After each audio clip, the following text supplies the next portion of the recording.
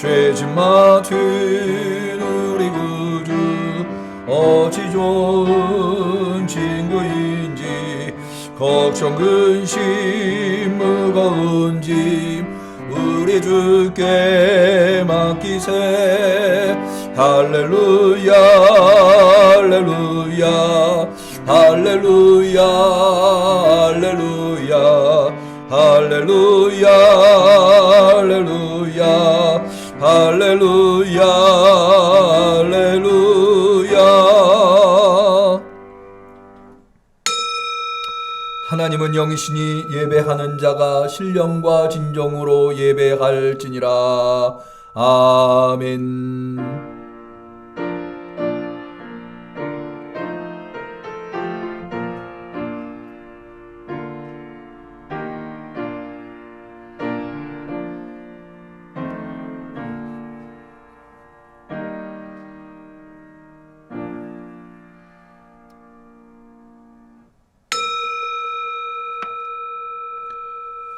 할렐루야. 우리 하나님께 찬양함이 선하며 찬송함이 아름답고 마땅하도다. 여호와께서 예루살렘을 세우시며 이스라엘의 흩어진 자를 모으시며 상심한 자를 고치시며 저희 상처를 싸매시는도다. 자기를 경외하는 자와 그 인자하심을 바라는 자들을 기뻐하시는도다. 아멘. 혼돈 속에서도 우리를 지키시며 우리를 인도하시며 우리를 붙드시며 우리를 양육하시는 참으로 좋으신 하나님 아버지 앞에 이 시간 진심 어린 감사로 신령과 진정으로 예배에 올려 드리나이다. 우리의 예배를 흠량하옵소서. 주님을 경외하는 자에게 주님의 인자하심을 나타내 보여 주시옵소서. 예수님의 이름으로 기도 올리옵나이다. 아멘.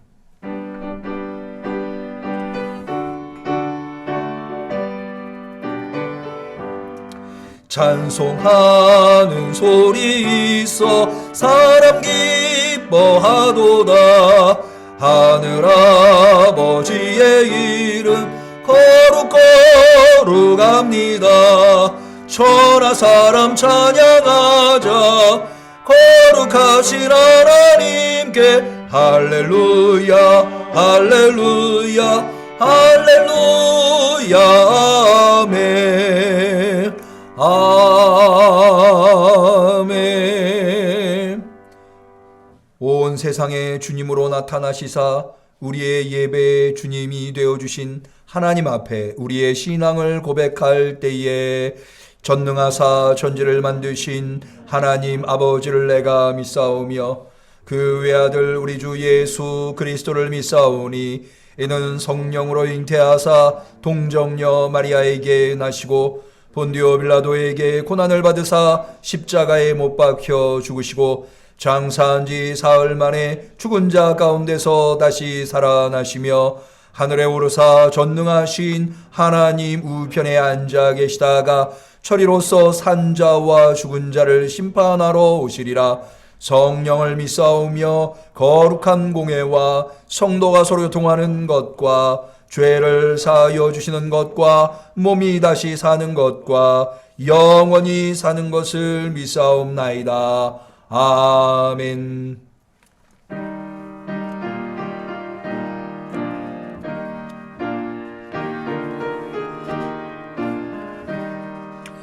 저 높고 넓은 하늘이 주 영광 선포하는데 성경은 주의 이름을 더 밝히 드러내도다. 날마다 뜨는 저 태야 주 권능 알려주는데 거룩한 성경 말씀은 주 그 신은혜 알린다. 저 해와 달과 별들은 늘 주를 찬양하는데 그 살아있는 진리는 온 세계 두루 퍼진다. 이 퍼져가는 복음과 이 번져가는 진리는 이 세상에서 영원히 은혜와 함께 빛나리. 아멘. 기도 올리시겠습니다. 하나님은 온 세상을 홀로 창조하셨으며 홀로 또한 온 세상을 다스리시며 지키시며 보호하시며 하늘에 날아다니는 아무도 신경 쓰지 아니하는 먼지 하나까지도 그 움직임을 책임지시는 우리의 온 인류의 참된 하나님이심을 믿습니다. 그 믿음 가운데에서 우리가 비록 한 번도 경험해 보지 못한 혼돈 속에서 지난 1년간을 살아왔으나 그러나 마치 구름이 하늘을 덮고 있어도 해가 사라진 것이 아니라 구름 너머에 반드시 태양이 있다고 하는 것처럼 하나님이 이 혼돈 속에서도 역시 운행하시며 역사하시며 지키시며 보호하시며 우리를 어버이같이 양육하고 계시다고 하는 믿음으로 이 거룩한 성일에 진심 어린 감사로 신령과 진정으로 주 앞에 나와 예배 올려드리나이다. 우리의 예배를 받아 주옵소서. 우리가 혼돈 속에서도 고난과 역경 속에서도 주를 놓지 아니하고 주께 나와 주의 얼굴 보기를 기뻐하고 있사오니 주님의 인자하신 얼굴을 우리 응암교회 성도들 예배드리는 순간에 만나 뵈옵게 하옵소서. 주님아오나 코로나로 인하여서 너무나 오랜 동안 너무나 많은 사람들이 고통을 당하고 있나이다. 주여 끝내 주옵소서. 주님만이 끝내실 수 있습니다. 주님만이 해결하실 수 있습니다. 그리하여서 더 이상 탄식의 소리가 하늘에 사무치지 아니할 수 있도록 주님 도와 주옵소서. 우리 인간이 얼마나 연약한 존재인가 다시 한 번 더 깨달았습니다. 대단해 보이는 인간의 문명이라고 하는 것이 얼마나 보잘것없는 것인가 다시 한 번 느꼈습니다. 주님 이제 그만 우리에게서 이 질병을 거두어 가 주시옵소서. 주님 앞에 다시 한 번 더 겸손히 무릎 꿇어 부복하오니 주여 힘들고 어려운 이들의 탄식을 헤아려 주시옵소서. 그리하여서 더 이상은 질병으로 인하여서 고통당하지 아니하도록 하나님의 은혜를 고백할 수 있도록 주여 우리를 도와주시옵소서. 주님, 우리 한국교회와 우리 그리스도인들이 이번을 통하여 하나님의 뜻을 좀 더 헤아릴 수 있게 하옵소서. 우리에게 하나님이 원하시는 것이 무엇이며 우리가 이루어야 할 하나님의 뜻이 무엇인가 성찰하게 하옵소서. 그리하여서 이것으로 인하여서 무너지는 한국교회와 그리스도인들이 아니라 이 어려움을 통하여서 더욱더 단단하여지는 더욱더 성숙한 한국교회와 그리스도인들이 되게 하옵소서. 주님, 우리 응암교회에게 맡겨주신 사명 너무나도 잘 알고 있습니다.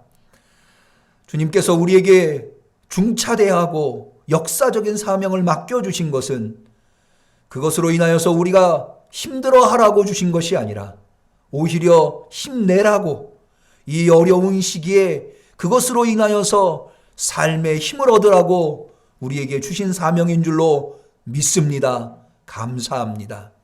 주님, 우리가 감사함으로 최선을 다하여서 온 성도가 한마음 한뜻이 되어서 성전 건축의 사명을 감당하고 있사오니 지금까지 그러하셨듯 앞으로도 주님께서 이 성전 건축을 진행하여 주시옵시사 온전히 주님만 영광받아 주시옵소서. 우리는 확신합니다. 응암동에 세워질 새 성전이 얼마나 놀라운 하나님의 영광이 나타날 성전인가를 믿습니다. 그 성전을 통하여서 우리 응암교회 성도들 한 사람도 나고자 없이 천성을 향하여 나가게 하여 주실 줄로 믿습니다. 그 성전을 통하여서 문 영혼들, 밤하늘에 묻혀있는 어둠 가운데 있는 영혼들의 생명이 빛나게 하여 주실 줄로 믿습니다. 우리 응암교회를 새성전을 통하여서 이 지역에 하나님의 선한 사업을 하며 많은 이들의 귀감이 될 수 있는 하나님의 영광을 나타내는, 주님께 믿지 아니하는 자도 영광을 돌릴 수 있는 교회가 되게 하여 주실 줄로 믿습니다.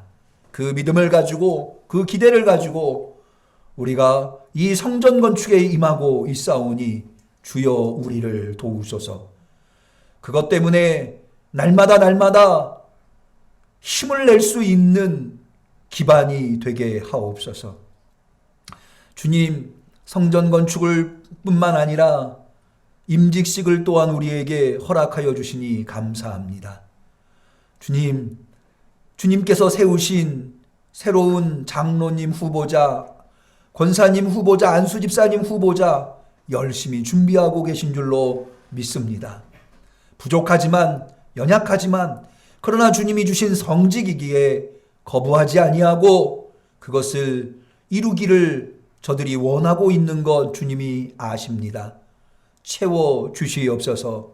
붙잡아 주옵소서. 여호와를 앙망하는 자는 새 힘을 얻는다고 하였습니다. 새 힘을 얻게 하옵소서. 인간이 가지고 있는 힘으로는 이 코로나의 전국 속에 얼마나 쉽게 그 힘이 고갈되는지, 피곤한지, 넘어지는지 다시 한 번 더 깨달았습니다. 하오니 나 스스로의 힘이 아니라 주님이 날마다 공급하여 주시는 새 힘으로 우리 임직자들 준비되게 하옵소서. 소년이라도 넘어지고 장정이라도 쓰러지지만 여호와를 앙망하는 자는 결코 넘어지지 아니하며 쓰러지지 아니하며 오히려 날마다 새 힘을 얻어 하늘을 나는 독수리와 같이 올라갈 것이라 하였습니다. 그것을 경험하는 한 해가 되게 하옵소서. 주님, 이 종이 주님 앞에 기도할 때마다 간구하옵는 것은 너무나 오랜 동안 코로나로 인하여서 고통당하고 있는 시기 안에서 우리 응암교회 성도들 혹여라도 시험에 들거나 믿음을 잃어버리거나 세상적인 문제로 나락으로 떨어질까 염려합니다. 주님, 이 종이 그들의 믿음을 이끌어갈 수 있도록 힘 주시고 능력 주시옵시되 이 중에 할 수 없는 부분들은 주님께서 책임져 주옵소서. 주님이 붙들어 주시면 요동치는 바다도 반석이 될 줄로 믿습니다. 주님, 저들의 믿음을 붙잡아 주시옵시사 흔들리는 믿음이 아니라 바위같이 우뚝 서 있는 믿음이 되게 하옵소서. 하나님으로부터 멀어지는 믿음이 아니라 하나님을 더 가까이 하는 믿음이 되게 하옵소서. 혼자 서 있는 것만도 버거운 믿음이 아니라 내가 서 있을 뿐만 아니라 내가 든든히 서서 흔들리는 다른 이들까지도 붙들어 줄 수 있는 믿음으로 자라나게 하옵소서. 주님, 특별히 우리 응암교회에 너무나도 소중한 어린 영혼들, 아동부, 청소년부, 또 젊은 청년들이 있나이다. 주님, 그들의 영혼 또한 헤아려 주옵소서. 저들이 어렸을 때부터 주님을 알았고 주님을 배웠습니다. 하오니 세상에서 세상 것만 추구하는 이들과 구별되게 하옵소서. 주님의 사랑 안에서 자신이 가지고 있는 꿈과 비전을 이루기에 부족함이 없게 하옵소서. 그들이 세상 속에서 꼬리 노릇하는 것이 아니라 오히려 세상의 귀감이 되며 세상에서 깃대가 되어 머리 노릇하게 하옵소서. 그리하여서 믿음의 장수가 되게 하옵시고 그리하여 세상을 이길 수 있는, 세상에 감당하기 어려운 하나님의 자녀들이 다 되게 하옵소서. 주님, 우리 성도들 중에 육신의 질고로 말미암아 고통당하고 있는 이들이 있나이까? 특별히 민족의 대명절 설을 앞두고 부모님이 아프시거나 가족이 병들어 있다고 한다면 얼마나 가슴 아프겠습니까? 주님이 축복하시사 이 민족의 설을 허락하여 주셨기에 주님, 다시 한 번 더 간구하옵는 것은 우리의 부모님과 우리의 가족들 중에 누구 하나 병들지 않게 하옵소서. 아니, 오히려 아픈 사람들도 병석을 박차고 일어나 이 코로나 전국 속에 서로의 얼굴을 대면하기 어려운 설 명절을 지나지만 좋은 소식, 기쁜 소식, 복된 소식을 주고받을 수 있는 우리 성도들, 가정들과 일가 친치들이 다 되게 하옵소서. 주님, 이제 우리의 예배를 축복해 주시기를 원하나이다. 우리의 예배 가운데 주님께서 감찰하고 계신 줄로 믿습니다. 예배의 주인공은 주님이십니다. 주님만 홀로 영광받아 주시옵소서. 우리의 기도에 응답하여 주시며 우리의 찬양에 기쁨이 넘치게 하시며 예물에 감사가 끊이지 아니하게 하옵소서. 오 성령님, 우리를 진리로 인도하시사 말씀을 들을 때에 깨달음이 있게 하옵시며 우리의 믿음이 결단케 하옵소서. 숨소리라도 주님께서 주관하여 주신 줄로 믿습니다. 우리는 온라인으로 하나가 되는 것이 아니라 성령으로 하나가 되는 예배가 되게 하옵소서. 모든 것을 주께 의탁하옵고 예수님의 이름으로 기도 올리옵나이다. 아멘.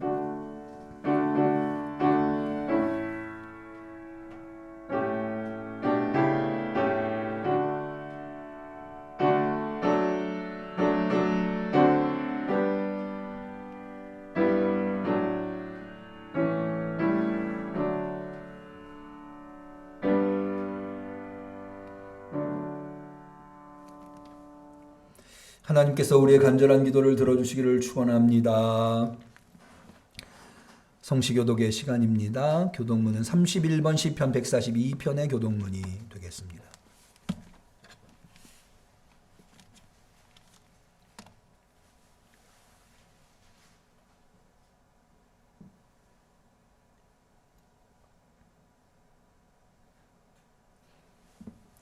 교독문 31번 시편 142편.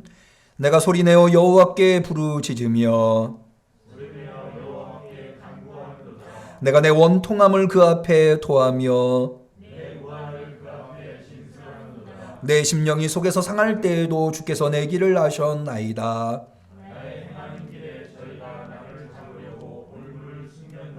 내 우편을 살펴보소서. 나를 아는 자도 없고 피난처도 없고 여호와여, 내가 주께 부르짖어 말하기를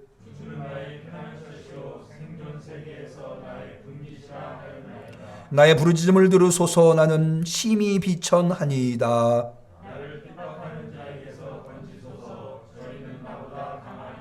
내 영혼을 옥에서 이끌어내사 주의 이름을 감사케 하소서. 아멘. 하나님의 말씀은 디모데후서 3장 17절의 말씀이 되겠습니다.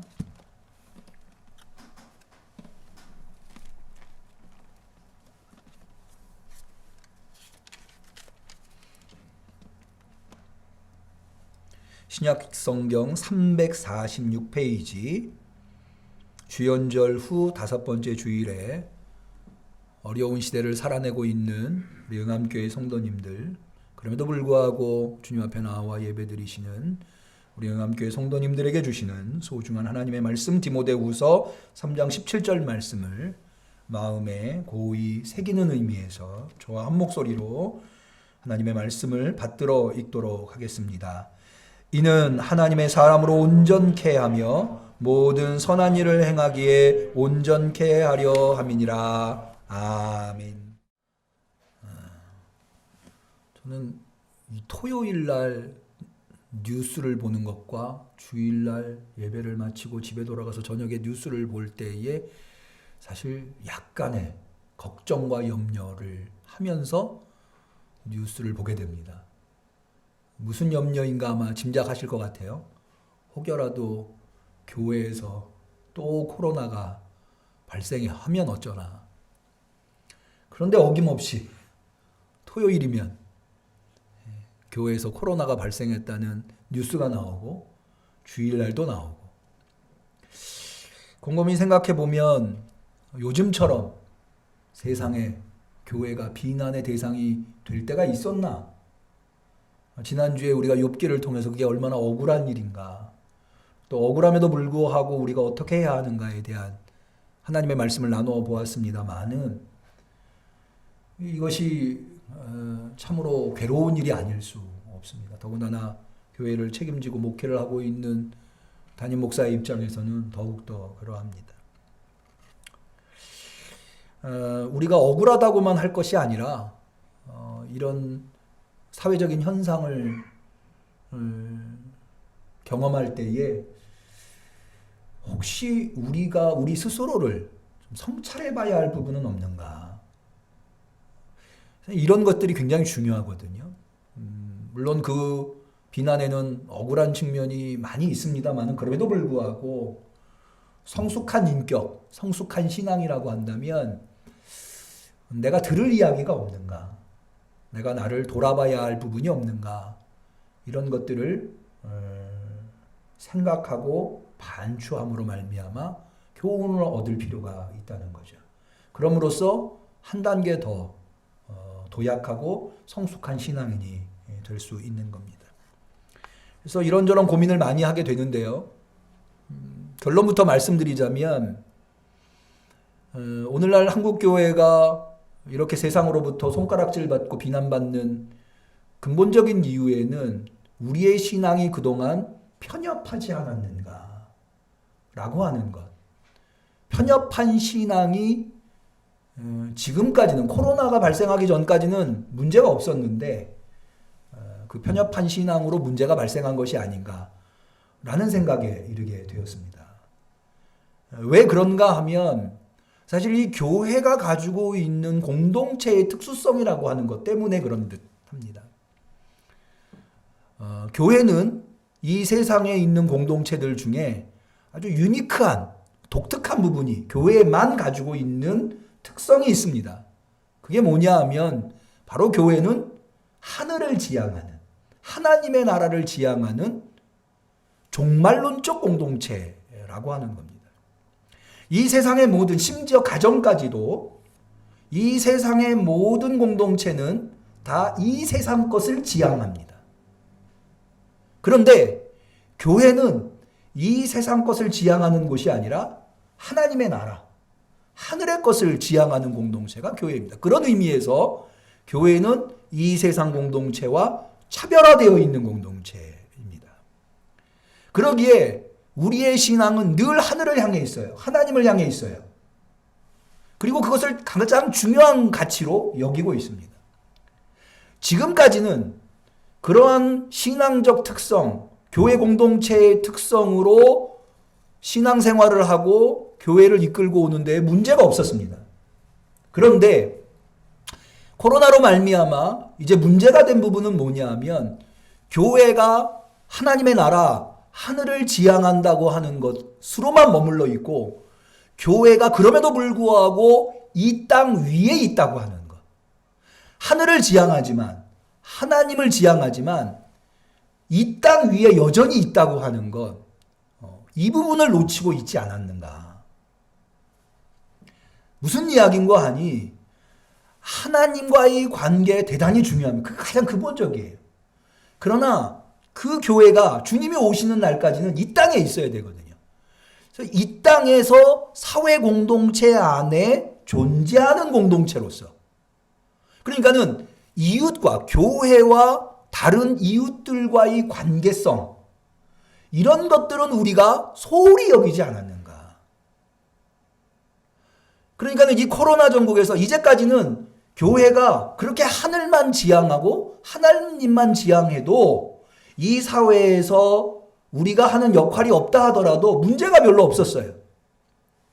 그냥 사회는 사회의 공동체들은 사회 공동체가 지향하는 바들을 가면 되었고 우리는 우리가 지향하는 바를 가면 됐어요. 그런데 이 코로나라고 하는 것이 서로가 서로에게 지대한 영향을 줄 수밖에 없는 상황이 되어서 교회 공동체가 코로나가 발생하면 주변 공동체에 영향을 줄 수밖에 없게 된 거죠. 그러니까는 서로가 막 경계하는 거예요. 저 사람 혹시 코로나 환자가 아닐까? 라고 하는 거. 그것이 사회가 교회를 주목하게 하고 교회가 사회 안에 있다고 하는 것을 뼈저리게 느끼게 하는 배경이 되지 않았나.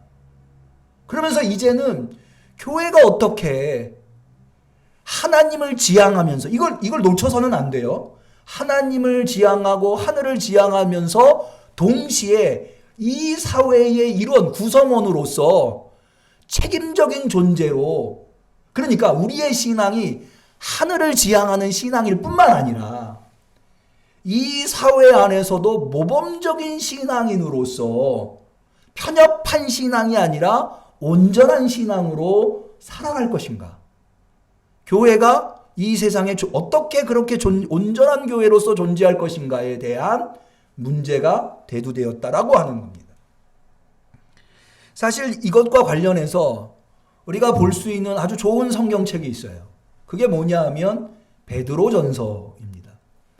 베드로전서가 기록될 당시에 교회는 대단한 박해 상황에 놓여 있었습니다.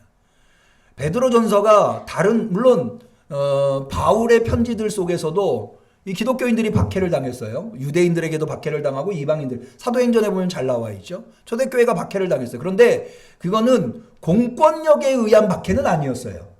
개별적인, 유대인이랄지 이방인들의 개별적인 박해였지 국가 권력에 의한 박해는 아니었다는. 근데 베드로전서가 기록될 당시에는 로마라고 하는 국가 권력에 의해서 박해를 당하고 있는 상황이었어요. 그러다 보니까 이게 이제 오늘날 이 사회가 그러하듯이 당시에 베드로전서가 기록될 당시에 교회 공동체가 사회의 비난의 대상이 되었던 거죠. 국가 권력이 그렇게 하니까. 예를 들어서 우리가 왜 성도들은 나라에서 하지 말라는 것을 그렇게 하느냐라고 비난받듯이 베드로전서가 기록될 당시에도 똑같은 비난을 그리스도인들이 받았다고 하는 거예요. 이것을 베드로전서를 읽어보면 잘 나오는데요. 베드로전서 3장 14절에 보면 이렇게 되어 있어요.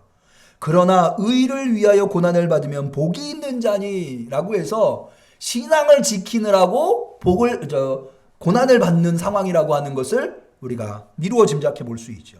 그러나 그럼에도 불구하고 베드로 사도는 뭐라고 교회에게 권면하고 있는가 하면 악을 악으로 갚지 말라는 거예요. 오히려 악을 선으로 갚으라는 거예요. 베드로전서 3장 9절에 악을 악으로 욕을 욕으로 갚지 말고 도리어 복을 빌라 이를 위하여 너희가 부르심을 입었다. 다시 말해서 우리가 생각할 때는 저 사람들이 부당하게 우리를 비난해요. 억울해요. 그렇다고 해서 우리도 똑같이 갚아주지 말라는 거예요. 저들이 아무리 억울하게 우리를 한다 하더라도 우리는 그것을 선으로, 베드로전서 3장 16절 선한 양심을 가져라. 이는 그리스도 안에 있는 너희의 선행을 욕하는 자들로 그 비방하는 일에 부끄러움을 당하게 하려 함이라. 그러니까 부당하게 세상이 교회를 욕해요. 그리스도인들을 욕해요. 그렇다고 해서 같이 욕하지 말고 그들이 욕하는 것을 부끄럽게 만드는 방법은 뭐냐? 그들이 더 이상 욕하지 못하도록 만드는 방법은 더 그들에게 선을 베풀라는 거예요. 그래서 그들이 교회 공동체 혹은 교회나 그리스도인들은 다 나쁜 사람들이야 라고 하는 비난이 얼마나 거짓인가를 스스로 증명해 보여라. 이게 바로 베드로전서가 우리에게 전해주는 교훈입니다. 그러면 우리는 사실은 이 일이 쉽지 않아요. 여러분 누가 말이죠. 저는 예전에 그런 경험을 한번 했는데 제가 어느 집 앞에 차를 대고 그분을 병원으로 모셔야 제 차로 모셔야 될 상황이어서 그분이 이제 장애가 있으셔가지고 그분이 나올 때까지 기다리고 있었어요. 한참을 기다려도 안 나오셔요. 그래서 제가 경적을 한번 울렸어요. 빵 하고 울렸는데 어떤 분이 그 마을에 어떤 분이 좀 지나가시다가 제 경적에 좀 놀라셨나 봐요. 제가 빵 하고 경적을 울리니까 그때부터 저를 노려보기 시작하는데요. 가던 길을 멈추고 저를 노려보는데 한 1분을 서서 저를 노려보더라고요. 아무 말도 안 하셨어요. 그냥 저를 노려보시기만 하셨어요. 그런데도 막 제가 속에서 부글부글 끓어오르더라고요. 사람의 마음이라는 게 그래요. 제가 목사임에도 불구하고 누군가 나를 안 좋은 말을 하는 것이 아니라 안 좋은 눈빛으로만 쳐다봐도 막 화가 치밀어 오르는 게 인간이에요. 그런데 내가 부당하게 누군가에게 손가락질 당하고 욕한다면 내가 그 사람한테 좋은 말이 나가겠습니까? 참 대단히 어려운 일이에요. 근데 바울은, 베드로는 뭐라고 얘기하냐면 그가 나한테 욕하면 욕할수록 더 잘해주라는 거예요. 이게 쉬운 일입니까? 어떻게 하면, 분명히 성경이 그렇게 가르쳐주고 있기 때문에 우리는 이 문제를 성경의 방법대로 해결해야 할 텐데, 어떻게 하면 이런 편협한 신앙에서 벗어나, 그러니까 하늘만, 제가 편협하다라고 하는 게 좀 부정적이긴 합니다만은 하늘만 지향하는 신앙에서 더 성장해서 이 세상까지도 품을 수 있는 그런 신앙인으로, 그런 교회로, 온전한 교회로 우리가 거듭날 수 있을까? 어떻게 그쪽으로 나아갈 수 있을까? 대단히 어려운 일이죠. 이 어려운 문제 앞에서 저의 고민을 해결해주는 하나님의 말씀이 있었는데, 그게 바로 디모데후서, 오늘 우리가 읽은 3장 17절의 말씀. 한번 다시 볼까요? 이는 하나님의 사람으로 온전케 하며 모든 선한 일을 행하기에 온전케 하려 함이니라. 자, 이 말씀이 대단히 중요한 이유는 우리가 이제까지 하나님을 지향하고 하늘의 것을 지향했어요. 하나님의 사람으로 온전케 하며 뿐만 아니라 모든 선한 일을 행하기에, 우리가 이제까지 부족한 부분이 이 부분이었다는 거예요. 모든 선한 일을 행하는 데에 온전하지 못했다라는 거죠. 근데 그것까지도 온전케 하는 방법이 여기 나와 있는 거예요. 하나님의 사람으로 온전케 하며 모든 선한 일을 행하기에 온전케 하려 함이니라 라고 하는, 그러니까 이 말씀이 너무나도 소중하게 저한테 다가오게 된 거죠. 모쪼록 우리 응암교회와 우리 응암교회 성도님들은 하나님의 사람으로서 온전할 뿐만 아니라 모든 선한 일을 행하기에도 온전할 수 있는, 그래서 온전한 교회, 온전한 신앙인. 올해 우리 표가 뭐죠? 온전하라. 온전한 교회, 온전한 신앙인이 되시기를 주님의 이름으로 간절히 축원합니다. 그럼 방법이 뭐냐? 도대체 이 디모데후서는 바울이 디모데에게 보낸 편지인데요.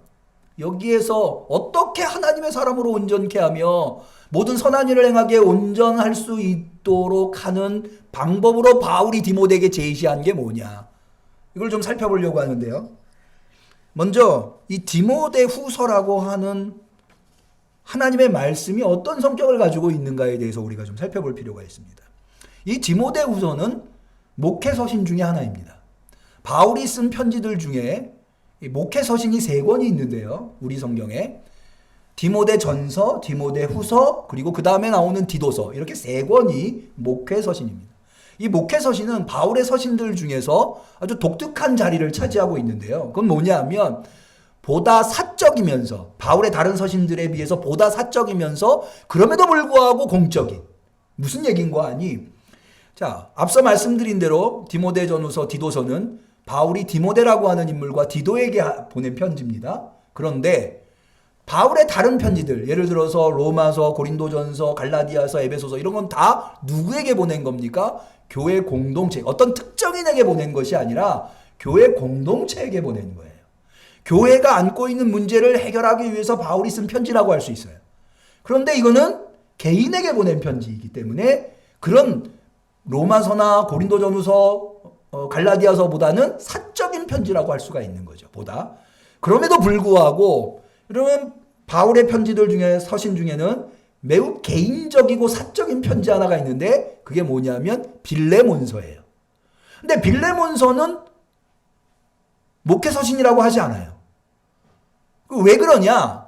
빌레몬서는 개인이, 바울이라고 하는 개인이 빌레몬에게 사적인 부탁이 있어서 쓴 편지라고 한다면, 디모데전후서, 디도서는 그게 아니라 디모데와 디도가 바울이 개척한 교회의 후임 목회자로 목회하고 있는 거예요. 목회자로서의 목회적 조언을 하기 위해서, 그러니까는 그들이 가지고 있는 공적 업무를 위해서 쓴 편지가 바로 목회서신이라고 하는 거죠. 그런데 특별히 이 목회서신에 디모데와 디도가 선택된 이유가 있어요. 여러분, 바울이 많은 교회들을 세웠으니까 어찌 목회자가 디모데하고 디도만 있겠습니까? 다른 목회자들도 많이 있지 않겠어요? 그럼에도 불구하고 디모데와 디도에게 쓴 편지를 성경에 포함시킨 이유는 디모데와 디도가 가지고 있는 유의미한 위치 때문에 그렇습니다.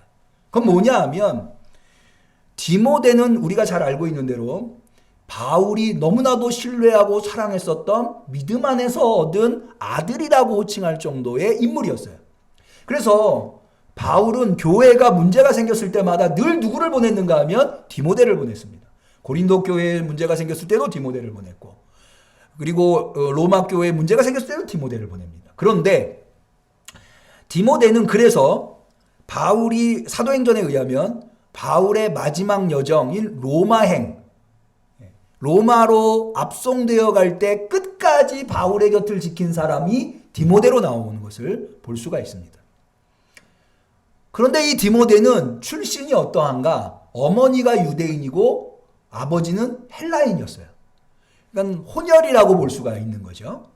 그러니까는 대개 이제 어머니가 유대인인 경우에는 유대인으로 인정을 해줍니다. 그래서 디모데가 비록 아버지가 헬라인이었음에도 불구하고 반유대인이라고 해서 유대인으로서 바울과 함께 이방인들에게 복음을 전한다고 하는 측면에서 의미를 가지고 있어요. 그런데 디도는 그럼 어떤 인물이냐? 디모데가 어머니가 유대인이고 아버지가 헬라인이라면 디도는 온전한 이방인. 표현이 어떨지 모르겠습니다만 순수한 이방인이에요. 아버지 어머니가 다 이방인이에요. 이방인으로서 예수님을 믿고 그리스도인이 되어서 바울과 함께 복음을 전하는 그런 인물. 그래서 바울이 1차 전도여행을 통해서 디도를 얻게 되는데 1차 전도여행을 끝내고 예루살렘에서 예루살렘 회의, 예루살렘 사도회의가 이방 선교를 어떻게 할까? 이방인들을 어떻게 그리스도인 공동체, 교회 공동체 일원으로 받아들일 것이냐, 율법과 할례의 문제를 어떻게 할 것이냐라고 하는 논의를 했을 때에 바울이 데리고 간 인물이 디도라고 하는 인물이었어요. 왜냐하면 이 사람은 이방인으로서 할례를 받지 않았음에도 불구하고 기독교 신앙에 매우 충실한 인물이었기 때문에, 그래서 율법과 할례를 하지 않아도 얼마든지 모범적인 그리스도인이라고 말할 수 있는 이방인이 있다고 하는 사례로 디도를 바울이 데리고 갔던 거죠. 그리고 디도를 바울은 목회자로 세운 거예요. 그런 의미에서 디모데전서, 디도서는 목회서전으로서의 의미가 있다. 디모데전서와 비교해 본다면 디모데전서는 주로 디모데의 직능, 목회자로서의 역할을 어떻게 해야 하는지, 그러니까는 디모데전서는 보다 더 공적인 편지에 해당한다고 볼 수 있습니다. 예를 들자면 교회 안에 거짓 교사들과 거짓 선지자들을 어떻게 치리할 것이냐 라고 하는 문제랄지, 아니면은 교회 안에 여러 종류의 성도들을 목회자로서 어떻게 대해야 할 것이냐, 예를 들어서 젊은 여성 성도, 또 젊은 남성 성도, 나이 든 여성 성도, 나이 든 남성 성도, 혹은 과부들, 이런 다양한 계층에 있는 성도들을 어떻게 대할 것이냐, 이런 것에 대한 조언이랄지, 아니면은 교회 안에 여러 직분이 있지 않습니까? 집사님도 있고 감독도 있고 여러 직분들이 있는데 그런 직분들을 어떻게 세워나갈 것인가 라고 하는 것에 대한 조언들이 디모데 전서에 담겨 있다면, 디모데 후서는 그거보다는 좀 더 사적인, 그러니까 목회자 개인으로서 리더십을 어떻게 지킬 것이냐, 내 경건 훈련. 여러분, 초대교회는요 대단히 목회자 중심적 교회였다고 할 수가 있습니다. 왜냐하면 오늘날 교회랑 비교해 볼 때 초대교회는 오직 예수 정신으로 모여있는, 그러니까 오늘날 교회는 교리도 있고 체계도 있고 여러 가지 질서가 있잖아요. 교단도 있고 질서가 있지 않습니까? 근데 초대교회는 그런 게 없었어요. 오직 예수 믿고 모인 사람들이었어요.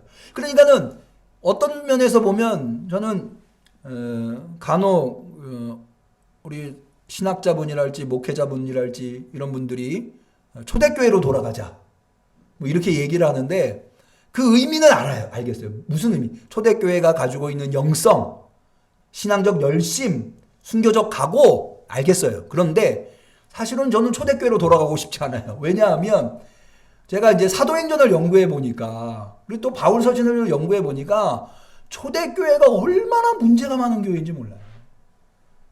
초대교회에 바울이 세운 교회마다 다 싸움 바가지. 얼마나 많은 갈등과 얼마나 많은 다툼이 있는지 몰라요. 그럴 수밖에 없는 게 초대교회는 예수 믿는 사람들이 그냥 모인 거예요. 그러니까는 체계도 없고 질서도 없고 그런 거죠. 그러니까는 혼란스러울 수밖에 없었어요. 그러니까는 지도자의 역할이 대단히 중요했어요. 그래서 지도자로서 성도들에게 지도력을 발휘할 수 있도록 지도자는 어떻게 자기의 영성이랄지 인품을 갖추어 나가야 하는가 라고 하는, 다시 말해서 지도자가 하나님을 지향해야 되겠죠. 하나님의 사명자니까, 교회의 목회자가. 그러면서도 동시에 성도들 앞에서 어떻게 모범적인 삶을 살아내야 하는가. 여러분, 제가요 한 5, 6년 전에, 지금 올해부터 제가 청년회를 맡고 있습니다만은 초창기에 제가 응암교회 부임해 왔을 당시에 제가 청년회를 맡은 적이 있어요. 그때 청년들을 데리고 여름 수련회를 농화를 갔어요. 농촌 봉사활동을 갔어요. 당시에 상산교회에서, 상산교회라고 하는 경기도 상주에 있는 교회의 한 집사님의 비닐하우스, 오이 농장을 하는 비닐하우스에 농화를 갔는데, 그 해에 비가 많이 내려가지고 비닐하우스 안에 오이를 심었는데 물이 들어와서 오이가 다 썩은 거예요. 그러니까는 이 비닐하우스를 걷어내고, 사실은 비닐하우스를 치는데 수천만 원이 들었는데 이거 다 이 대출을 받아서 지은 거라 하더라고요. 그런데 이게 다 오이가 썩어버린 거죠. 그러니까는 비닐하우스를 걷어내고 그 밭을 정리를 해서 새로운 작물을 심어야 빚도 갚을 거 아니겠어요? 그런데 이 비닐하우스를 걷어낼 사람이 없는 거예요. 인력이 없는 거예요. 있겠죠. 근데 비용이 많이 드는 거예요. 그래서 우리 청년들이 한 20여 명이 가서 거기에서 그 농화를 해주면서 그걸 걷어냈어요. 그런데 생각을 해보세요. 이제 농화를 하러 갔는데 비닐하우스를 한 4동 정도 있는데, 비닐하우스 문을 열었는데 여름이잖아요. 여름 수련회로 갔으니까. 그 안에서 오이 썩는 냄새, 오이를 키우려면은 퇴비 좋겠죠. 퇴비 냄새, 오이 썩는 냄새가 문을 여는 순간 확 나오는 거예요. 게다가 비가 많이 와서 이게 질척거려가지고 오이가 썩었으니 그 들어간 바닥이 어땠겠어요? 다 진흙버리겠죠. 청년들 중에 아무도 들어가려고 하지 않는 거예요. 어떻게 해야 될까요? 제가 선봉에 섰죠. 사실 제가 비위가 약합니다. 그래서 냄새에 민감해요. 그래도 어떡해요? 농활하러 왔는데 제가 들어가야 청년들이 들어갔겠더라고요. 그래서 안으로 들어갔는데, 들어갈 때는 참 힘들었는데 들어가서 한 1시간 일하니까 뭐 잘 모르겠더라고요. 그런데 일하다가 제가 조금만 어디 화장실만 가려고 그러면 청년들이, 목사님 어디 가세요? 아까 화장실 갔다 왔는데 또 가세요? 아니, 물 마시러 가. 청년들이 나만 보고 있는 거예요. 목사님이 하나 안 하나.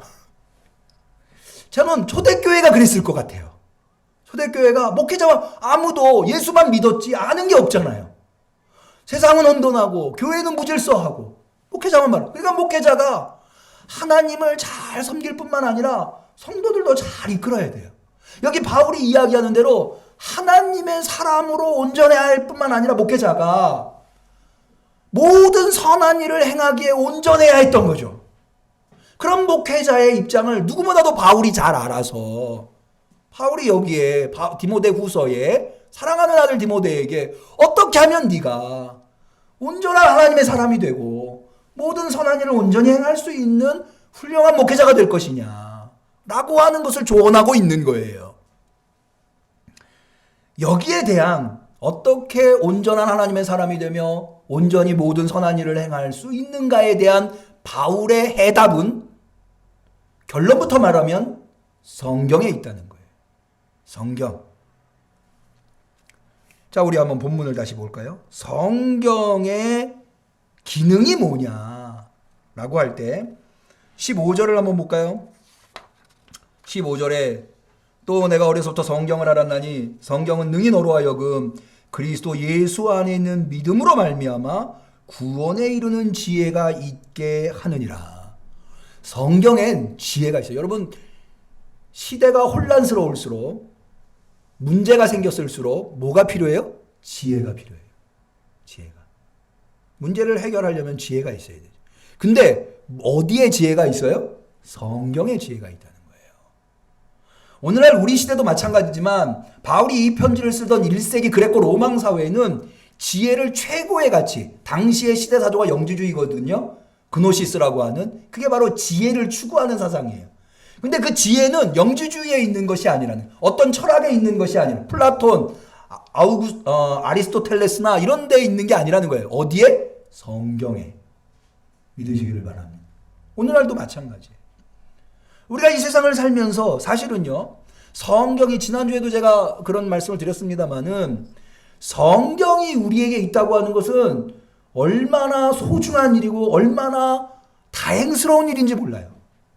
내가 영어를 잘하고 싶어요. 근데 영어를 아무리 잘하고 싶어도 모르는 단어가 있기 마련이에요. 모르는 단어가 생기면 어떻게 해야 될까요? 요즘 젊은 사람들 스마트폰으로 다 찾아보지만 제가 학생 때는 사전이 있어요. 영어 사전, 영한 사전, 영영 사전. 사전이 있어야 공부를 제대로 할 수 있어요. 영어를 잘할 수 있어요.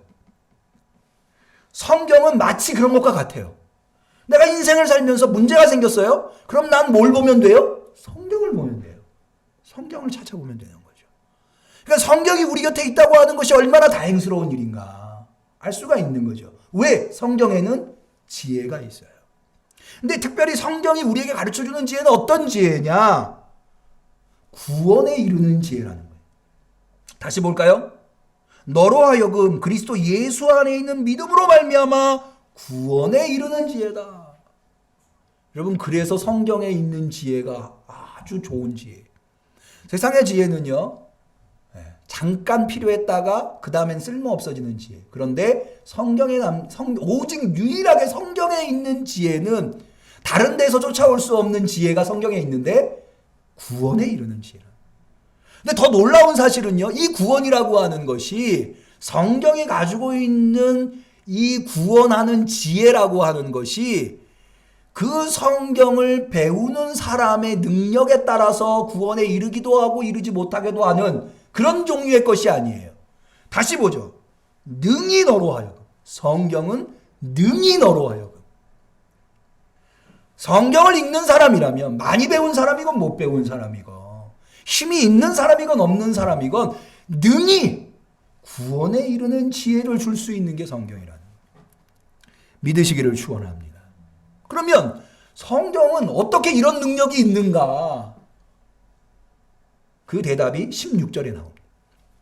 모든 성경은 하나님의 감동으로 되었다는 거예요.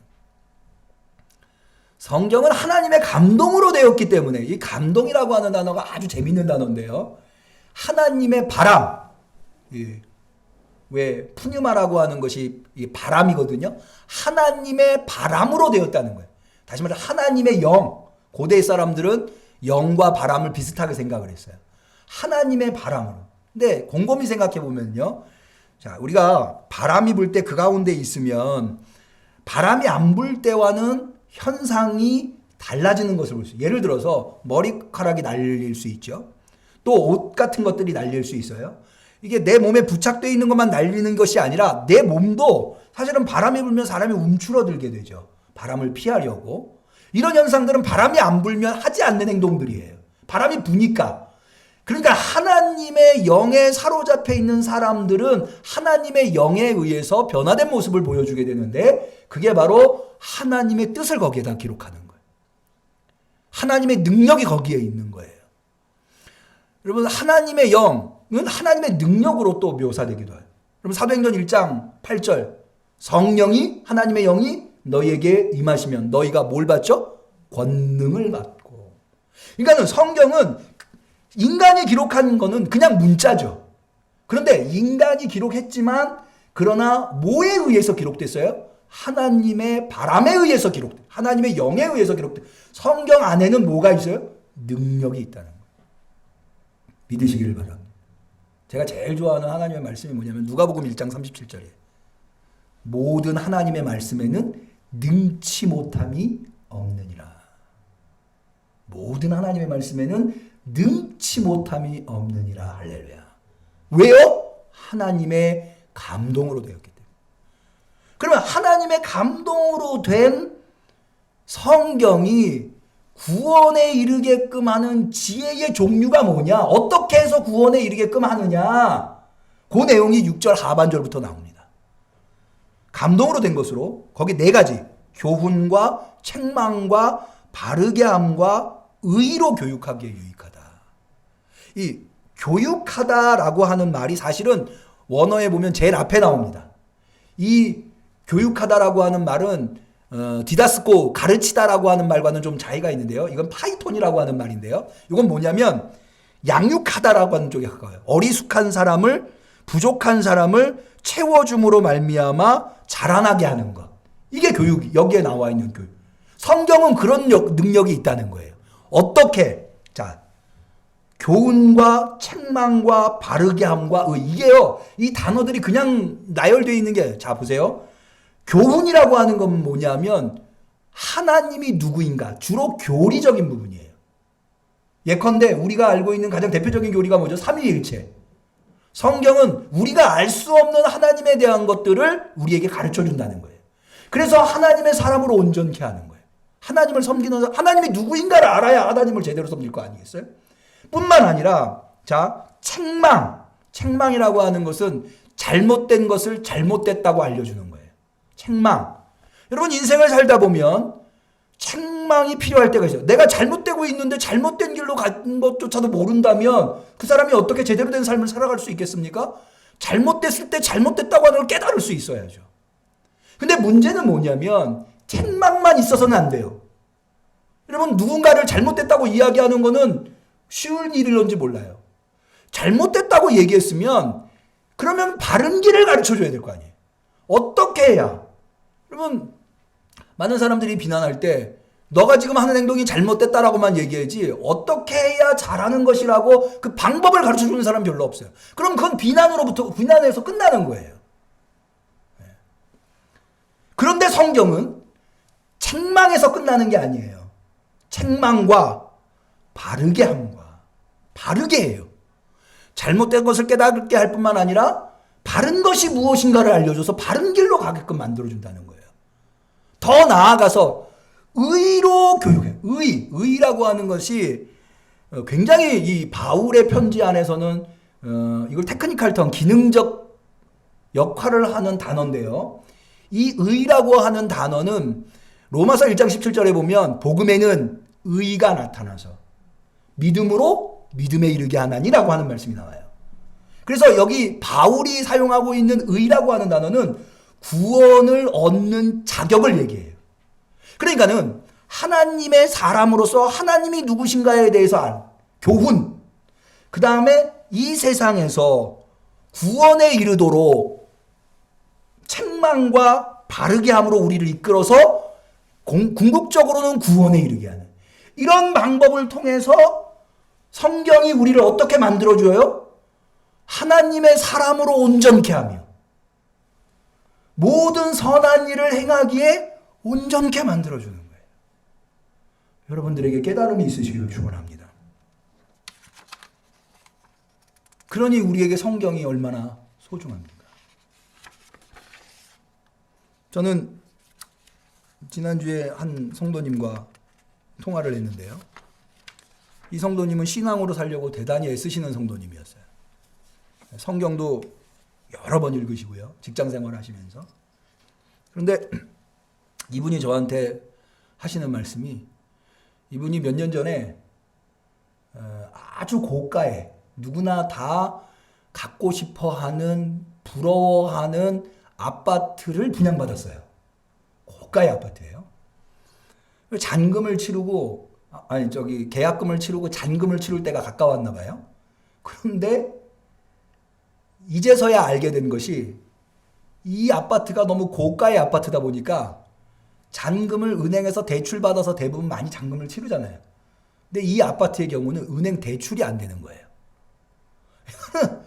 잔금을 치러야 이 아파트를 가질 거 아니겠어요?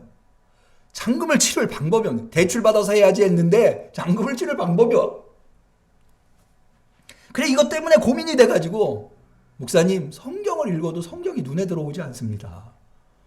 내가 그동안 나름대로 열심히 신앙생활을 한다고 했는데 신앙이 한꺼번에 무너지는 듯한 느낌을 받습니다. 그러면서 하시는 말씀이 예수님께서 재물과 하나님은 겸하여 섬길 수 없다고 하셨는데 그게 무슨 말씀인지 요즘 뼈저리게 느낍니다. 어떻게 하면 좋을까요? 라고 이야기를 하시더라고요. 그래서 제가 그분한테 그랬어요. 인생을 살 때 그렇게 흔들릴 때가 온다. 누구나 다. 그 흔들릴 때일수록 흔들리지 않는 것을 붙잡아야 된다. 그게 뭐냐? 하나님의 말씀이다. 지금 말씀이 들어오지 않는다고요. 여러분 공부도 마찬가지예요. 학생이 공부를 열심히 해요. 그런데 어느 날 시험을 봤는데 성적이 아주 안 나왔어요. 실망스러워 공부가 잘 안 돼요. 공부 안 된다고 내팽개치면 그 학생 공부 잘할 수 있겠어요? 그럴수록 더 붙들고 있어야죠. 더 공부를 창념을 해야죠. 말씀도 마찬가지예요. 세상이 혼돈스러울수록, 내가 중심을 잡기 어려울수록, 내 앞에 문제가 산적하게 있을수록 난 뭐 해야 돼요? 말씀을 붙들어야 되는 거예요. 대저 하나님의 모든 말씀에는 능치 못함이 없느니라. 하나님의 말씀은 하나님의 사람으로 온전케 하며 모든 선한 일을 행하기에 온전케 함이니라. 하나님의 말씀을 붙들어야 되는 거예요. 그러면 길이 열릴 겁니다. 제가 그렇게 조언을 해드렸습니다. 그랬더니 다시 답이 왔어요.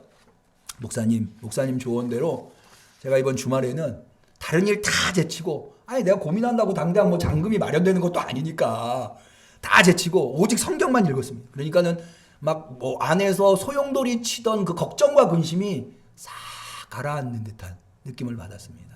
그러면서 마음에 평안이 찾아오면서 하나님께서 해결해 주실 거야 라고 하는 믿음이 생겼습니다. 그런데 그 믿음은 그냥 밑도 끝도 없는 믿음이 아니라, 좋은 덕담하듯이 나를 위로하는 그런 믿음이 아니라, 내가 지나온 인생을 쭉 생각해 보니까 이보다 더 힘들고 어려운 일들도 많이 있었습니다. 근데 그때마다 하나님이 나를 도와주셨습니다. 사실 따지고 보면 그 아파트 당첨된 것도 하나님이 해주신 건데, 그 아파트 그런데 그 하나님이 이 문제도 해결해 주실 줄로 믿습니다. 그런 믿음이 생겼습니다. 이게 바로 산을 옮길 만한 믿음이에요. 너에게 겨자씨만한 믿음이 있어도 이 산을 들어 바다에 던지우라 해도 그리 된다라고 하신 예수님의 말씀이 바로 그런 믿음이에요. 우리 인생을 살면서 태산 같은 문제 앞에 설 때가 많이 있어요. 어떻게 하나? 그런데 그 순간에 주님께서 우리에게 베풀어 주신 은혜는 그 앞에서 담대할 수 있는 믿음이에요. 그런 믿음을 말씀을 통해서 주시는 거예요.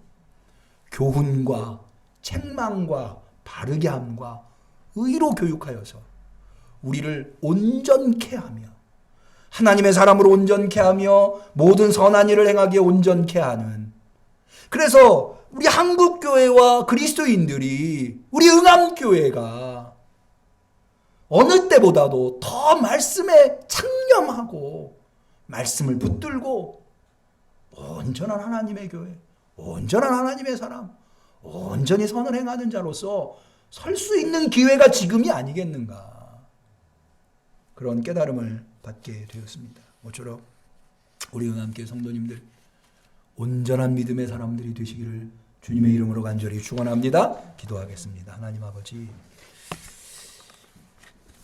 이 혼돈의 시대에 우리의 마음이 복잡합니다마는 그럼에도 불구하고 우리의 심령이, 우리의 눈이, 우리의 얼굴이, 우리의 귀가 주를 향하게 하시니 감사합니다. 그렇습니다. 맞습니다. 문제의 해결 방법은 성경에 있었습니다. 성경은 늘 우리 곁에 있었습니다. 그런데 새로운 문제가 발생할 때마다 우리는 성경을 보려고 하지 아니하고 하나님의 음성을 들으려고 하지 아니하고 이런저런 고민에 휩싸여서 걱정과 근심으로 밤에 잠을 못 이룰 때가 한두 번이 아니었나이다. 오히려 하나님을 멀리하고 말씀을 놓칠 때가 많았습니다. 하나님, 다시 한 번 더 말씀을 붙들겠습니다. 성령님, 진리의 영이신 성령님, 우리 곁에서 우리를 도우시사 우리가 흔들리는 세상 속에서 흔들리지 않는 말씀 위에 굳건히 설 수 있게 역사하여 주옵소서. 그리하여서 우리 응암교회 성도들 온전케 하옵소서. 예수님의 이름으로 기도 올리옵나이다. 아멘. 약한 마음 낙심하게 될 때에 내려주신 주의 복을 세어라. 주의 크신 복을 내가 알리라. 받은 복을 세어보아라. 크신 복을 내가 알리라. 받은 복을 세어보아라. 주의 크신 복을 내가 알리라.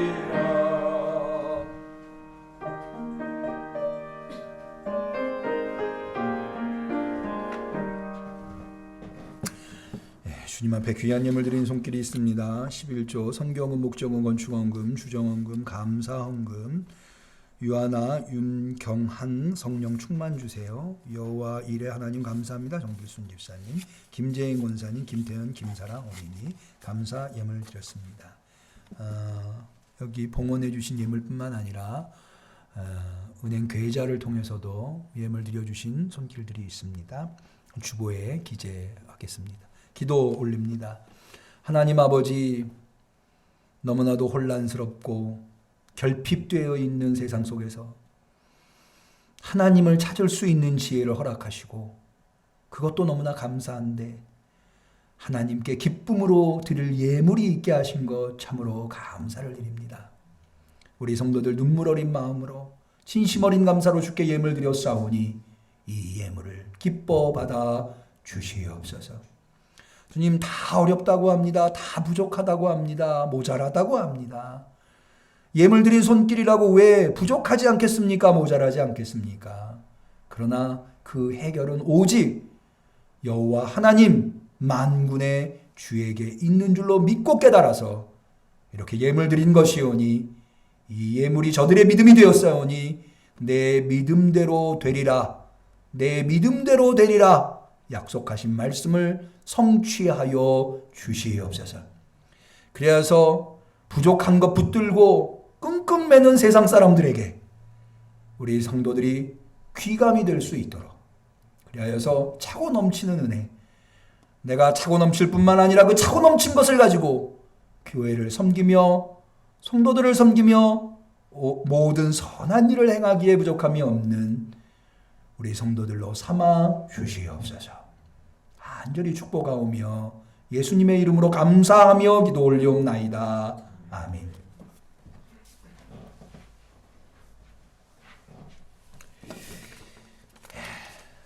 이번 주에 생일 맞으신 분이 계십니다. 오늘이 우리 김민찬 전도사님이 생일이십니다. 또 내일은 강숙희 집사님, 김소희 촌년 생일이시고요. 그 다음 날 화요일은 장나교 집사님 생일이시네요. 김미영 집사님은 2월 12일, 이갑돈 성도님, 이영옥 권사님은 2월 13일이 생일이십니다. 기억하시고 기도해 주시면 감사하겠습니다. 우리 한번 기도합니다. 하나님 아버지 감사합니다. 이 어려운 상황 속에서도 생을 이어가게 하시고 생일을 맞이하게 하시는 것 감사합니다. 김민찬 전도사님, 강숙희 집사님, 김소희 성도님, 장나교 집사님, 김미영 집사님, 이각돈 성도님, 이영옥 권사님 이번 주에 생일이신데 기쁨을 채워 주옵소서. 삶이 건강케 하시며 하나님이 허락하신 삶이 날마다 행복으로 가득할 수 있게 하옵소서. 예수님의 이름으로 축복하며 기도 올리옵나이다. 아멘. 감사합니다. 교회 소식을 전하겠습니다. 이번 주에 목요일부터 설 연휴가 시작됩니다. 우리가 매년 명절에는 명절 가정예식서를 제공하고 있는데요. 이번에도 변함없이 가정예식서를 제공하고자 합니다. 시간이 되시는 분은 교회에 비치되어 있으니 오셔서 가정예식서를 받아가셔도 되고요. 목요일부터 설 연휴가 시작되어서 목요일 날 오전 중으로 제가 주보 보내듯이 순서지 보내듯이 가정예식서를 문자로 보내드리도록 하겠습니다. 그것을 참고해 주셔도 되겠습니다. 다음 주가 사순절이 이제 시작되는 주입니다. 그래서 다음 주를 사순절 직전에 있는 주일을 변모주일이라고 합니다. 다음 주일은 변모주일로 지키도록 하겠습니다. 명절이 금요일이어서요. 요즘도 계속해서 새벽 기도의 자료와 수요 예배 자료, 예배 자료를 우리 성도 원하는 성도들에 한해서 제가 예배 시간에 맞춰서 새벽 기도의 시간에 맞춰서 문자로 보내드리고 있는데요. 돌아오는 금요일은 설 명절 당일이고 가정 예식서로 예배드리기 때문에 새벽 기도에 생략하도록 그것으로 대신하도록 하겠습니다. 그렇게 이해해 주시면 감사하겠습니다. 우리 서로를 축복하는 축복의 노래 하겠습니다. 사랑하는 자여, 사랑하는 자여, 너의 영혼이 잘됨 같이 언제나 범사에 잘되고 강건하기를 내가 간구하노라. 우리 하나님께 영광의 박수 올립니다. 예, 서로 성도의 칭조를 나누도록 하겠습니다. 설 명절을 앞두고 있으니까 새해 복 많이 받으세요. 좋은 일이 있을 겁니다. 이렇게 서로 인사하시면 좋겠네요. 서로 인사하겠습니다. 새해 복 많이 받으세요. 좋은 일이 있을 겁니다. 감사합니다. 송영 하시겠습니다.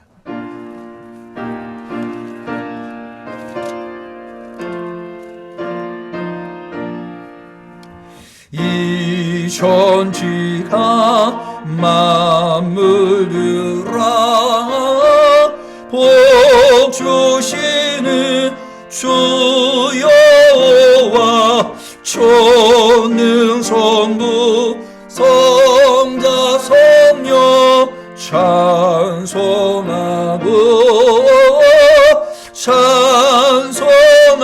찬송하세. 아멘.